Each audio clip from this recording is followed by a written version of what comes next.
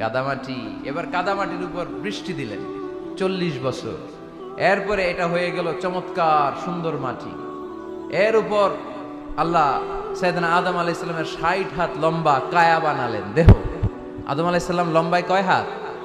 60 গজ বা 60 হাত। এবং আমরাও যারা জান্নাতে ঢুকবো আমাদের সাইজ 60 হাত লম্বা বানায় দিবে কে?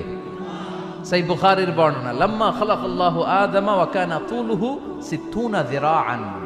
যখন আল্লাহ তাআলা আদম আলাইহিস সালামকে বানালেন 60 হাত লম্বা করে বানালেন।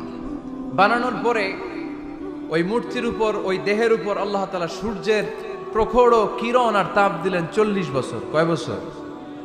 এই 3 ধাপে সাইয়েদনা আদম আলাইহিস সালামকে বানানোর পরে রূহের ফুৎকার দিলেন, আর সাইয়েদনা আদম আলাইহিস সালাম কথা বলতে শুরু করলেন। পড়েন সুবহানাল্লাহ। আবার আমাদের সৃষ্টিরও 3টা ধাপ। 1 নাম্বার ধাপ নুতফা, আরেক নাম্বার ধাপের নাম হলো আলাকা, আরেক নাম্বার ধাপের নাম হলো মুদগা। প্রথমে ছিলাম নাপাক পানি, তারপরে হয়ে গেলাম জমাটবদ্ধ রক্তপিণ্ড, তারপরে হয়ে গেলাম গোশতপিণ্ড। নাপাক পানি থেকে রক্তপিণ্ড হলাম, রক্তপিণ্ড থেকে গোশতপিণ্ড হলাম। মায়ের পেটের ভেতরে, এই গোশতের ভেতরে আমার কঙ্কালটা ঢুকায় দিল কে?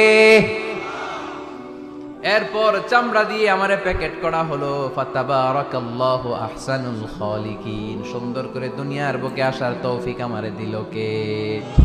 ওয়ালাকাদ খালাকনাল ইনসানা মিন সুলালাতিন মিন তিন সুম্মা জাআলনাহু নুতফাতান ফি ক্বারারিন মাকিন ثم خلقنا النطفة علقة فخلقنا العلقة مضغة فخلقنا المضغة عظاما فكسونا العظام لحما ثم أنشأناه خلقا آخر فتبارك الله أحسن الخالقين.